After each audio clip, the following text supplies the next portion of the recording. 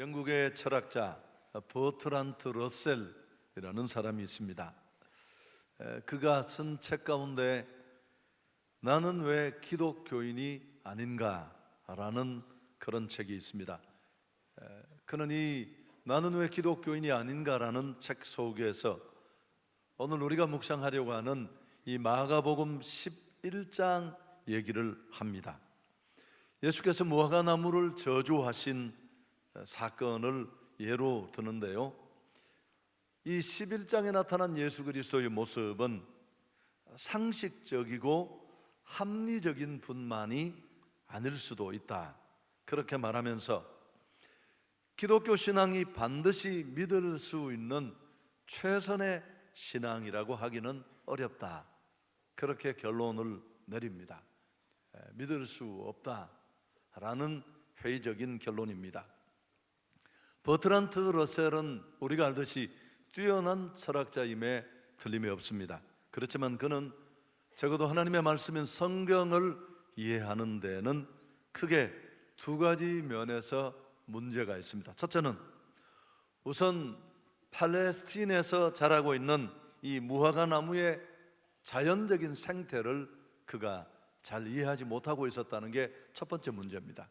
그 다음 두 번째는 예수께서 왜 이런 기적을 행하셨는가, 이런 좀 상식을 뛰어넘는 기적적인 사건을 통해 예수님이 기대하시는 메시지가 무엇인지를 그가 놓치고 있었기 때문에 그렇습니다. 우선 이 무화과 나무의 생태를 그가 이해하지 못했다고 했는데요, 13절 한번 함께 읽도록 하겠습니다. 멀리서 잎사귀 있는 한 무화과 나무를 보시고 혹 그 나무에 무엇이 있을까 하여 가셨더니 가서 보신즉 잎사귀 외에 아무것도 없더라. 이는 무화과의 때가 아님이라. 무화과 나무가 있고 예수님은 시장하셨습니다. 나무를 향하여 가까이 가 보셨더니만 열매가 없었습니다. 근데 14절에 보면 예수께서 그때 이 나무를 저주하셨는데요, 예수께서 나무에게 말씀하여 이르시되 이제부터 영원토록 사람이 내게서 열매를 따먹지 못하리라 하시니 제자들이 이를 듣더라. 근데 조금 전에 읽었던 13절 마지막 부분에 보면 무화과 때가 아님이라. 아니, 무화과 때도 아닌데 가서 열매를 기대했다가 열매가 없다고 해서 나무를 저주했습니다. 버트란트 러셀의 주장은 이게 말이 되느냐는 겁니다. 기독교가 아무리 초월적인 종교지만 이렇게 상식 없는 그리스도가 주라면 그 신앙을 어떻게 신뢰할 수 있겠느냐라는 것이 그의 논리입니다. 얼핏 들으면 그렇기도 합니다. 상당히 일리가 있는 얘기처럼 들립니다. 그러나 우리는 이 무화과 나무를 우선 이해할 필요가 있습니다. 이스라엘에서 본격적인 무화과 나무의 추수기는 7월, 8월인데요 오늘 이 사건이 일어난 시기는 대체적으로 4월로 보여집니다. 다시 말하면 본격적인 무화과 추수기는 아닙니다. 무화과 나무는 어떤 특징을 가지고 있느냐 하면 먼저 잎사귀를 내고 잎사귀가 나면 거기 반드시 열매가 맺힙니다. 다른 나무와는 달리 그래서 잎사귀가 무성하다는 것은 무화과나무가 이미 열매를 가지고 있다는 뜻과 같았습니다. 무화과나무의 아주 독특하면서도 일반적인 그런 특성이라고 할 수 있습니다. 그런데 잎사귀가 있으면 열매를 기대할 수밖에 없습니다. 잎사귀가 있으니까 무화과 열매가 있으리라는 예수님의 기대는 상식적인 기대였습니다. 그런데 가보니까 열매가 없었습니다. 정상이 아닌 나무죠. 무화과 나무의 이파리가 그렇게 무성하면 반드시 열매가 있어야 할 텐데 열매가 없었습니다. 그래서 이 비정상적인 나무를 예수께서 저주하신 것입니다. 버트란트 러셀은 이 팔레스틴에 자라고 있는 이 무화과 나무의 이런 자연적인 특성을 그는 놓치고 있었다는 겁니다. 두 번째 또 한 가지는 이 기적의 의미를 그가 충분히 이해하지 못했다는 것입니다. 예수께서 왜 이 나무를 저주하셨을까? 무화과나무는 구약 성경에서 종종 포도원과 함께 하나님의 백성인 이스라엘을 상징했습니다. 그리고 이 무화과나무 잎의 무성한 가지는 이스라엘 백성이 하나님과의 건강한 영적 관계로부터 비롯되는 하나님의 축복을 대변했습니다. 하나님의 축복을 상징했다는 것입니다. 열매 맺지 못한 나무는 하나님과의 관계에서 신실하지 못한 이스라엘 백성을 상징했습니다. 특히나 종교 지도자들의 위선과 외식을 비유해서 하나님의 심판의 대상일 수밖에 없다는 것을 아주 적나라하게 보여주는 그런 상징이었습니다. 외형적인 경건은 크게 이르렀습니다. 칼 같은 11조, 또 그 많은 기도, 금식 대단했습니다. 그러나 그 어느 곳에도 의나 신 같은 하나님이 정말 기대하시는 삶의 모습은 그들에게 없었으니까요. 오늘 한국 교회와 우리가 직면한 현실을 돌아볼 수 있기를 바랍니다. 사람도 많고 건물도 어느 시대 교회가 이렇게 화려했을까요? 세계적인 규모의 교단의 크기를 우리는 자랑합니다. 그렇지만 정작 시끌벅적하고 찬란한 예배 후에 정말 삶의 예배, 삶으로 드리는 예배가 없다는 것이 오늘 우리의 현실입니다. 여러분, 예배의 본질은 삶의 변화예요.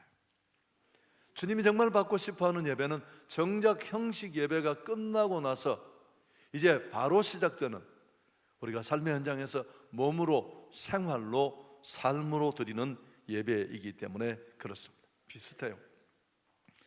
예수께서 왜 무화과나무를 저주하셨느냐 하면 본질을 상실한 그 시대 종교에 대한 예수님 자신의 분노를 표현하신 거예요. 이 상식을 뛰어넘는 것처럼 보이는 무화과나무 저주 사건을 통해서 형식만 있고 껍데기만 있는 그 위선적인 종교를 주님이 얼마나 가증스럽게 여기시고 또 분노하시는지 그분의 극단적인 분노를 터뜨리신 것입니다. 여러분, 중요한 것은 만일 오늘 우리의 삶과 신앙이 이 마가복음 11장에 나오는 무화과 나무 같은 상황을 뛰어넘지 못한다면 우리 역시 하나님의 저주의 대상이 될 수밖에 없다는 뜻입니다. 자, 두 번째, 또 한 가지는 무화과 나무 저주 사건 다음 날 아침 제자들은 뿌리채 마른 무화과 나무를 발견합니다. 베드로와 제자들은 예수님으로부터 어떤 설명을 기대했을 것입니다. 우리는 성경을 통해 이해를 해가고 있습니다만은 제자들은 그렇지 못했으니까요. 근데 그런 기대와는 달리 예수께서는 직접 설명하지 않으시고 간접적으로 그 의미를 풀이해 주시는데, 이게 바로 오늘 우리가 넘어가야 될 여섯 번째 장벽과 관계가 있습니다. 22절 함께 읽도록 하겠습니다.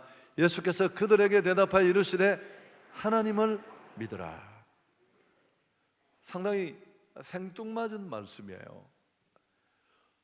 전혀 상식 밖의 무화과 나무를 저주하시고 또 이튿날 그 무화과 나무가 예수님이 저주하신 대로 다 말라 비틀어진 것을 보면서 무언가 설명을 구했던 제자들에게 정작 예수께서 하시는 말씀은 믿음을 말씀하셨습니다. 이 사건과 관련하여 예수께서는 그리스도로 말미암아 재편될 새 영적 원리와 질서에 대해서 가르치신 것입니다. 다시 말하면 오늘 우리도 그렇습니다만 예수님을 따르는 당시의 제자들이 반드시 숙지해야 될, 좀 어려운 말로 기독론 또 종말론적인 교훈을 이 사건에 빗대어 선포하신 것입니다. 마가는 이스라엘에 대한 저주에도 불구하고 너희는 계속 하나님을 신뢰해야 한다, 그렇게 말하면서 이제는 성전이 아니라 믿음과 기도가 하나님께로 나아가는 길이라고 그렇게 선언합니다.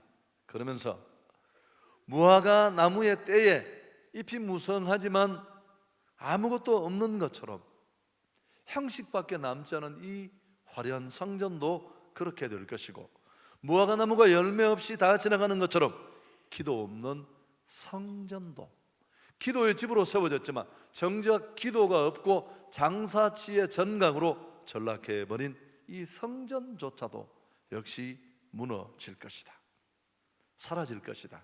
이제 구원의 중심이 성전에서 예수님으로, 그리고 그의 죽으심과 부활로 옮겨질 것을 보여주신 것입니다. 성전에서 드리는 짐승의 희생제사가 아니라 그분에 대한 믿음이 하나님께로 나아가는 유일한 길이 될 것을 말씀하신 것입니다. 그냥 아멘 하십시오. 복잡한 얘기라는 걸 내가 충분히 알고 있습니다. 제가 이걸 간단하게 설명드리려고 얼마나 애를 썼겠습니까?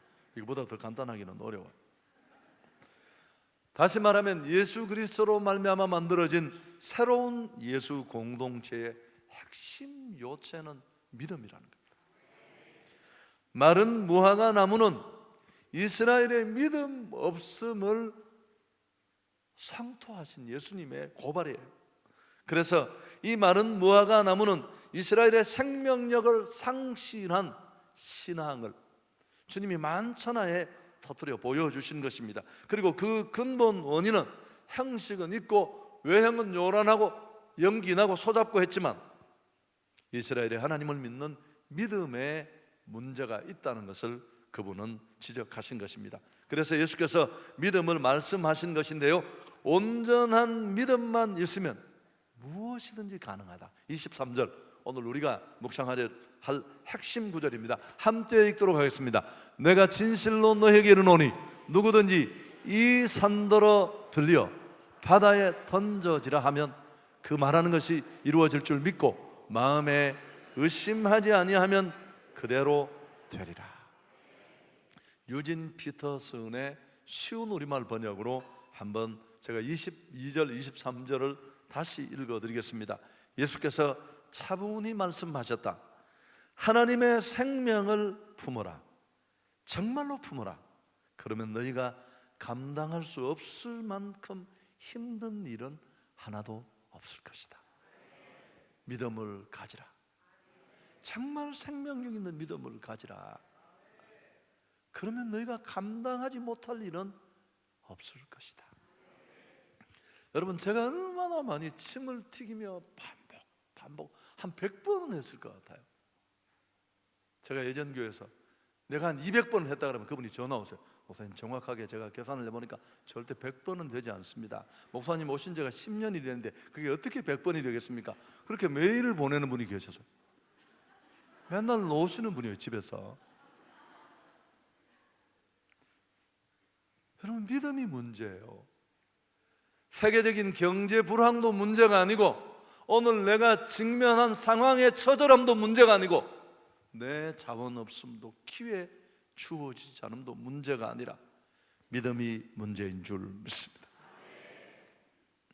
우리가 정말 살아 역사하는 믿음만 가지고 있으면, 네가 정말 생명력 있는 믿음만 가지고 있으면 감당하지 못할 일은 하나도 없다. 여러분, 이 말을 좀 바꾸면 제가 맨날 물고 늘어지는 말, 종교인이 되지 말고 신앙인이 되라. 겉만 요란하고 껍데기만 찬란한 교회 다니는 사람이 아니라 진실로 예수 믿는 생명력 있는 믿음의 사람으로 살아라.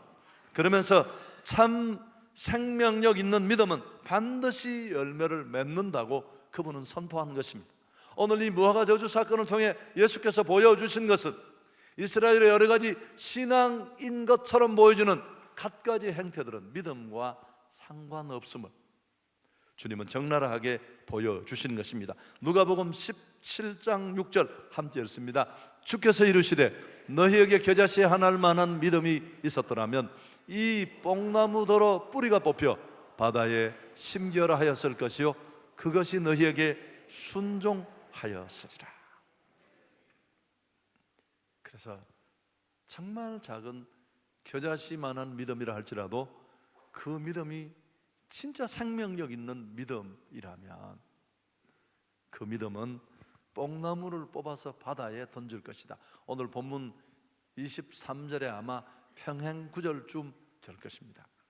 언젠가 이 부분을 제가 이렇게 설명했습니다.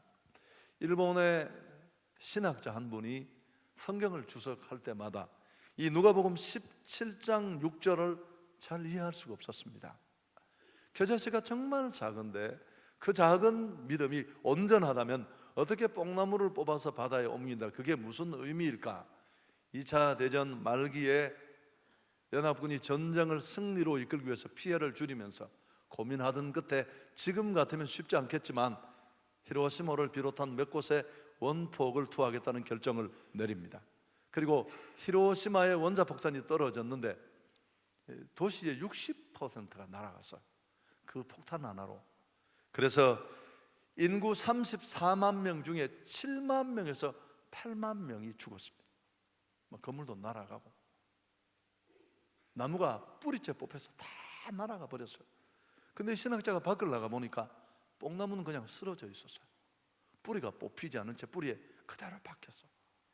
그때 그분이 무릎을 쳤다고 합니다. 야, 믿음이 그렇게 대단한 것이구나. 여러분, 오늘 밤에 여러분이 이런 온전한 믿음으로 무장할 수 있기를 축복합니다. 믿음으로 살아야 한다. 그리고 하나님을 향한 믿음으로 나아갈 것을, 또 기도할 것을 말씀했습니다. 믿음으로 살 뿐만 아니라 믿음으로 기도하라. 24절에 그러므로 내가 너희에게 말하노니 무엇이든지 기도하고 구하는 것은 받은 줄로 믿어라. 그리하면 너희에게 그대로 되리라. 자, 이제 오늘 드디어 우리가 넘어가야 될 6번째 장벽 앞에 섰는데요, 진짜 믿음으로 가는 길에 반드시 우리가 넘어가야 될 장벽이 의심이라는 겁니다. 의심. 승리하는 인생, 우리가 극복해야 될 장벽들, 지금까지 우리가 넘어왔습니다. 금요 집회 시간에 내 인생을 파괴하는 주범을 잡아라, 그런 주제로 8번 시리즈를 하고 있는데, 분노, 나쁜 기억, 트라우마, 염려, 스트레스, 다툼, 이제 오늘 6번째 의심 차례에 왔습니다. 예수 그리스도를 믿고 그 길을 따른다는 것은 우리에게 정말 행복하고 또 즐거운 일입니다. 그래서 찬송가 430장의 찬송처럼 주와 같이 길 가는 것 즐거운 일 아닌가. 우리 주님 걸어가신 발자취를 밟겠네, 우리가 그렇게 즐겨 찬양하듯 그건 정말 영광스럽고 또 기쁜 길인데요, 그렇지만 믿음으로 가는 이 여정이 그렇게 영광스럽고 기쁨의 길이기만은 하지 않습니다. 우리 신앙의 실제 모습은 그렇지 못한 경우가 너무너무 많습니다. 하나님이 약속하신 그 영광스러운 약속의 소망에도 불구하고 우리는 종종 이 길을 걸을 때 회의와 의심의 늪에 빠져 허우적거릴 때가 너무너무 많습니다. 때로는 남모를 고민과 근심, 염려 가운데 홀로 머리를 다 집어뜯으면서 불면의 밤을 지새우기도 합니다. 때로는 목회자나 정말 사랑하는 교우들에게도 털어놓지 못한 채 회의와 갈등 속에서 고민할 때가 너무너무 많습니다. 여러분, 분명한 것은 우리가 이 의심의 장벽을 뛰어넘어야 할 줄 믿습니다. 회의하는 용기라는 책에서 오스기니스라는 사람이 정말 중요한 얘기를 했습니다. 의심을 의도적으로 신앙을 거부하는 불신앙과는 다른 것으로 봐야 한다. 이 오스기니스는 의심이나 회의를 굉장히 건설적으로 이해했습니다. 분명히 신앙의 반대의 의심이 존재합니다마는 그는 이렇게 말했습니다. 의심을 의도적으로 하나님을 거부하고 신앙을 아예 외면하는 불신과는 다른 것으로 보면서 의심은 마음이 둘로 나뉘어서 흔들리는 중간 상태로 양면성을 가지고 있다고 말하면서 회의와 의심이 얼마간 흔들리며 괴로워할 수 있지만 우리가 이런 의심과 회의의 단계를 진지하게 잘 극복하고 넘어가면 우리는 견고하고 생명력 있는 진실한 신앙에 이를 수 있다. 그렇게 얘기했습니다. 그래서 만일 덮어놓고 믿으라고 해서 덮어놓고 믿는다면, 그럼 언젠가는 또 다른 국면의 어려움을 만나면 그 신앙이 다 낱낱이 제 모습을 드러낼 수밖에 없다고 합니다. 그래서 그런 식으로 몰아대는 것은 결국 문제 해결에 궁극적으로 도움이 되지 않는다고 합니다. 그래서 우리는 때로 의심하고 회의하지만 그런 과정을 통해 이 고비를 또 한 단계 딛고 넘어가면 우리 신앙은 더 견고한 자리에 세워질 줄 믿습니다. 그래서 오늘 이 시간에는 이제 이 본문의 말씀을 염두에 두고 우리 누구나 직면할 수 있는 더 온전한 생명력 있는 믿음으로 가기 전에 우리가 자주 겪는 이 의심의 장벽 어떻게 넘어갈 수 있을까? 첫째, 여러분 정확하게 자신을 진단할 필요가 있습니다. 의심과 회의가 일어날 때 우리가 어떻게 해야 되느냐 하면, 내가 처한 현실로 인해서 감정이나 감상에 너무 붙들리면 오히려 문제로부터 벗어나지 못할 수 있습니다. 오늘 내가 직면해 있는 이 현실에 대한 객관적인 통찰이 우선 필요합니다. 의심에 빠진 주된 이유가 무엇인가? 그렇게 힘있게 뻗쳐가던 내 믿음이 오늘 이렇게 흔들리고 요동하고 헷갈려하는 이유가 무엇인가? 하나님의 존재의 변화나 그분의 약속의 신실함의 파기 때문일까? 여러분 절대 대부분 그렇지 않습니다. 하나님은 여전히 그 자리에 계세요. 태산처럼. 근데 문제는 그 하나님의 약속에 대한 그리스도인 각자가 잘못된 자기 이해 때문에 이렇게 신앙이 흔들리고 회의가 짙어지는 경우가 대부분입니다. 여러분, 우리는 종종 하나님이 나와 동행하신다, 나를 사랑하신다, 나와 함께 하신다는 이 증표를 어디서 찾느냐 하면 불패신앙, 동방불패 같은 이런 영화만 좋아하는 게 아니고 그냥 불패해야 된다. 주님이 나와 함께 하시면 백전백승해야 되고 또 승승장구해야 되고 몇 자 아는 한자 수고는 다 동원합니다. 여러분 결코 아닙니다. 하나님이 나와 동행하시고 함께 하신다는 증거를 세상적인 성공이나 형통감은 결부시켜서 해석하는 데서부터 이게 핀트가 어긋나기 시작하는 거예요. 어떤 가시적인 열매, 성공 여부, 이런 결과에 의해서 하나님이 나와 함께 하시기도 하고 함께 하시지 않기도 한다는 결론을 내린다는 데 문제가 있습니다. 그러나 성경을 들여다보면 성경이 약속하시는 하나님의 동행, 함께 하시면 그것과는 많이 다릅니다. 훨씬 좀 어려운 말이지만 존재론적이고 영적이고 또 우주적입니다. 하나님은 우리가 잘 될 때, 성공할 때뿐만 아니라 우리가 처절하게 실패하고 온 세상의 사람이 나를 손가락질하고 나는 버림받은 것 같은 그날에도 그분은 여전히 우리와 함께 하신다는 사실입니다.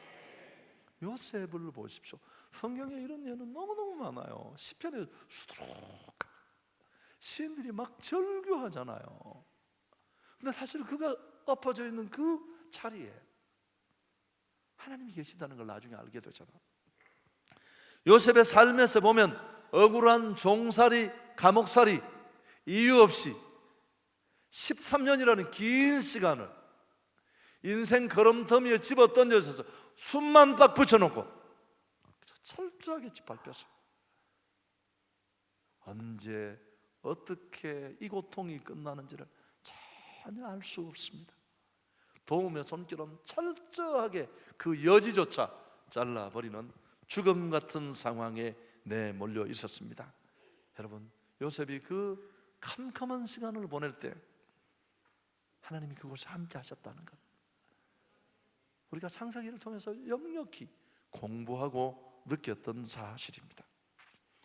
하나님은 성도의 성공뿐만 아니라 실패 가운데도 함께 하시는 줄 믿습니다. 하나님의 이름을 부르며 죽어간 그 역사 속에 수없이 많은 순교자들,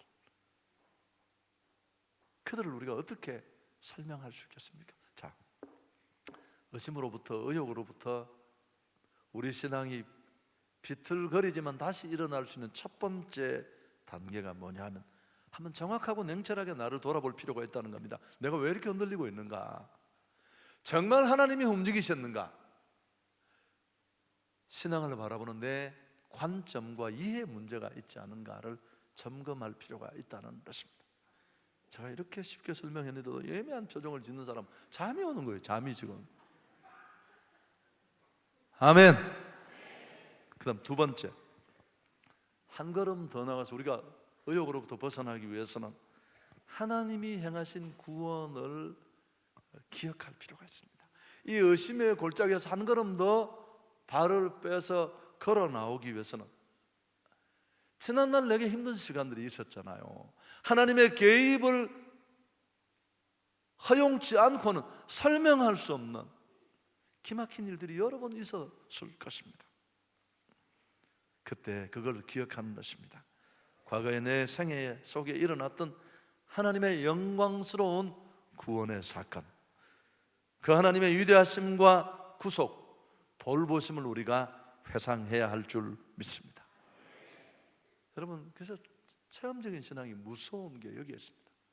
저는 너무 많이 경험하니까요. 왜냐하면 제 사역과 삶이 너무 힘든 자리에 항상 던져졌습니다. 사람들은 제가 그냥 놀고 있는 줄 아세요. 여러분, 지금도 마찬가지예요. 그 씨름 선수들을 보셨죠? 이렇게 삿바만 잡고 있는데 땀을 막 흘리잖아요. 세숫대로 받을 수 있어요. 아니, 쥐가 뭘 한다고 땀을 흘리냐 말이야. 그랬다는 씨름 선수한테 맞아 죽어요. 여러분, 그 100kg 넘는 거구들이 그렇게 버티고 가만히 있는 것처럼 보이지만 그게 가만히 있는 게 아니잖아요. 언제 잡치기를 넣을까, 어떻게 할까 오만 머리를 쓰면서 뻗땡기고 있는데 그 힘이 얼마일 것 같습니까? 이 세상에 가치 있는 일, 의미 있는 일, 쉽게 되는 일은 아무것도 없습니다. 그저 우리는 오리가 물 위에 장난처럼 떠다니는 줄 알지만, 자, 수중 촬영, 오리는 죽을 지경이에요. 끊임없이 물칼기를, 바보들은 수중 촬영을 안 하니까. 사랑하는 여러분, 오늘 눈이 열려서 지난날 내 생애 속에 일하셨던 여호와를 바라볼 수 있기를 축복합니다. 다윗은 여러 번 위기에 던져졌습니다. 골리앗을 만난 사건은 그는 정말 무너졌어야 되고 더 이상 일어설 수 없는 절대 절망 앞에 선 거예요. 그 백척거두의 골리앗 앞에 그가 다시 힘있게 일어선 게 뭘까요? 지난날 그가 목동 시절에 경험했던 살아계신 하나님, 양떼를 지키던 목동인 그를 도와주셨던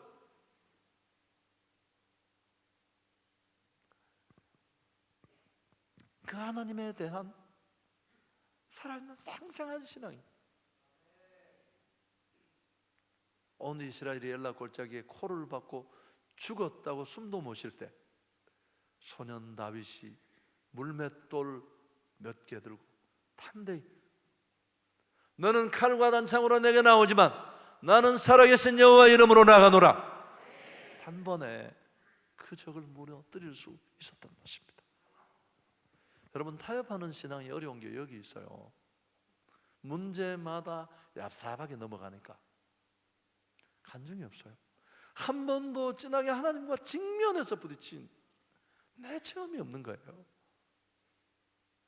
그래서 맨날 비실거리고 결정적인 한 방이 없을 수밖에 없는 이유가 여기에 있습니다. 세 번째, 너무 평범한 진리인지는 모르지만 하나님 앞에 엎드려 기도하는 것입니다. 여러분, 어떤 산과 같은 문제도, 오늘 23절에 나오는 이 산은 하나님 나라의 도래를 막는 각종 장애물들을 일컫습니다. 여러분, 욥은 정말 회의에 무너질 것 같은 사람이었습니다. 정상의 축복을 누리던 가장 큰 부자요 축복의 사람이 이유 없이 재산을 일순간에 날려버리고 10 아들, 딸이 한 자리에서 몰살당했어요. 뿐만 아니라 끝까지 그의 곁에서 그를 지키고 위로하고 좋은 동역자로 파트너로 남을 줄 알았던 아내조차 그를 저주하고 떠났습니다. 세상에 믿을 사람 한 명도 없을 때 그는 정말 가슴을 쥐어 뜯으며 하나님 앞에 나가, 당신 정말 계시냐고. 그 하나님이 무슨 이메일이라도 한 통 보내서, 야 걱정 마, 내가 있잖아.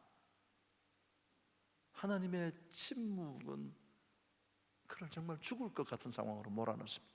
몇 명 있는 친구들조차 와서 속이나 뒤집고 회개하라고. 여러분, 그러나 그는 그 절망에 욥이 할 수 있는 건 아무것도 없었습니다. 여러분, 정말 한계 상황에 들어가 보면 아무것도 할 게 없어요. 아버지한테 부탁하고 뭐 친구가 도와주고 누가 줄 내들고, 정말 죽음 같은 상황에 던져지면 할 수 있는 건 죽든지 기도하다.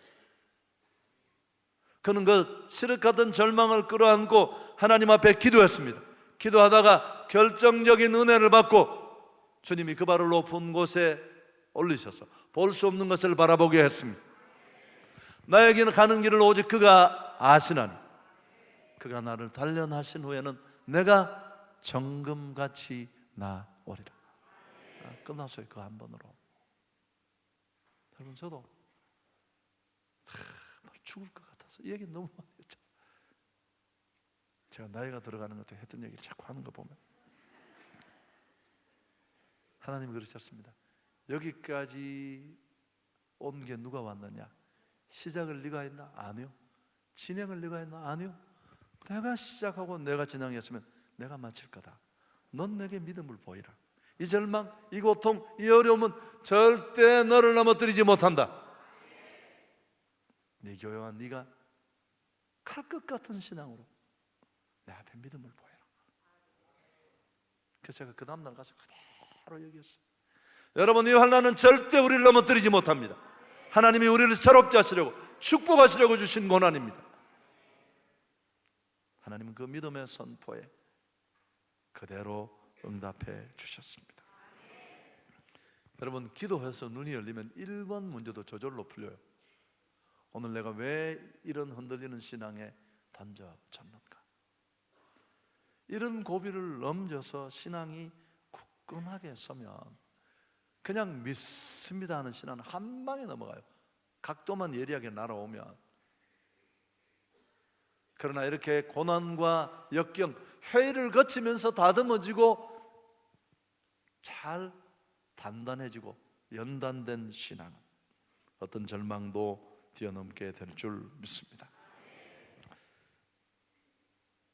여러분, 무엇보다도 기도는 하나님을 인정하고 내 안에 진정한 믿음이 있음을 보여주는 가장 구체적인 행위입니다.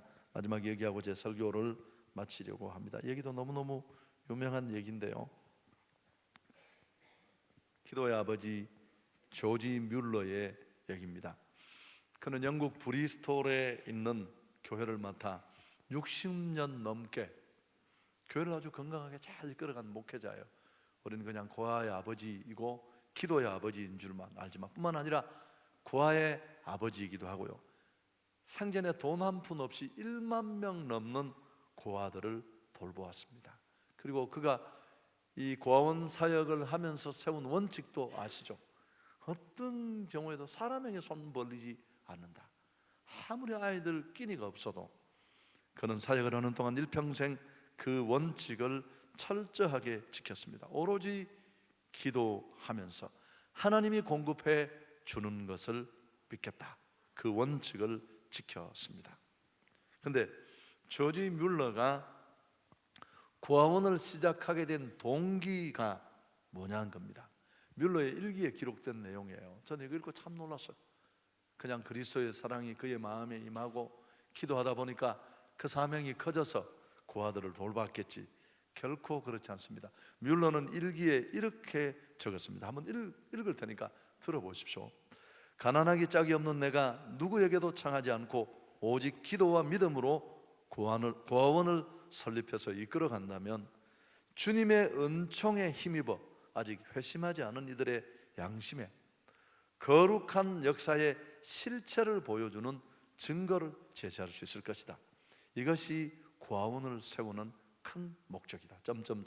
이 사역의 가장 중요한 목표는 나를 비롯하여 믿음만으로 아이들의 모든 필요를 채우시는 하나님을 경험하고, 이를 통해 그분이 여전히 신실하게 우리의 기도를 들어주신다는 사실을 널리 알리는 데 있다. 아멘 하신 분들은 이걸 이해를 하시고 아멘 하셨겠죠. 조지 뮬러가 왜 고아 사역을 했고, 무일푼으로 10,000명의 고아들을 먹이면서 또 철저하게 사람에게 손 벌리지 않고 기도함으로 하나님의 공급을 받는다는 이 원칙을 지키면서 고아 사역을 했느냐 하면은, 자신을 비롯해 자신을 지켜보는 모든 사람에게 하나님은 지금도 여전히 자기 백성을